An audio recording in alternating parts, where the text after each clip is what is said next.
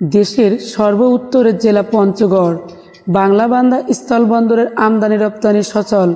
আপনারা দেখছেন সমাজের চিত্র টিভি সংবাদ। পঞ্চগড় থেকে তোতা মিয়ার পাঠানো ভিডিও তথ্যচিত্রে দেখুন বিস্তারিত।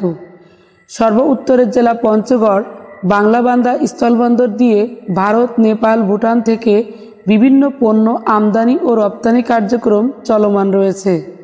এ বিষয়ে সিএনএফ এজেন্ট আলম এন্টারপ্রাইজের প্রতিনিধি আবদুল্লাহ আল মামুন বলেন, বাংলাবান্ধা স্থলবন্দরে আমদানি রপ্তানি আগের ন্যায় সচল আছে।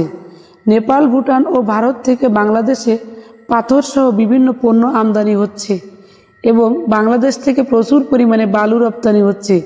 ব্যবস্থাপক বাংলাবান্ধা স্থলবন্দর মোহাম্মদ আবুল কালাম আজাদ জানান, আজ 5 মে পঞ্চগড় বাংলাবান্ধা স্থলে বন্দর দিয়ে 120টি ট্রাকে পণ্য আমদানি করা হয়েছে এবং 42টি ট্রাকের পণ্য রপ্তানি করা হয়েছে।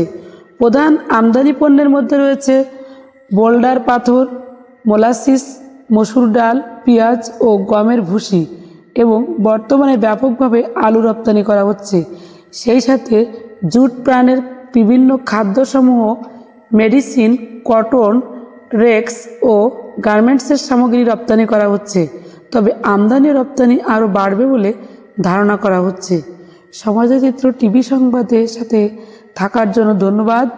সবার আগে আপনার এলাকার সংবাদ পেতে আমাদের চ্যানেলটিকে সাবস্ক্রাইব, লাইক, ফলোদের সাথে থাকুন।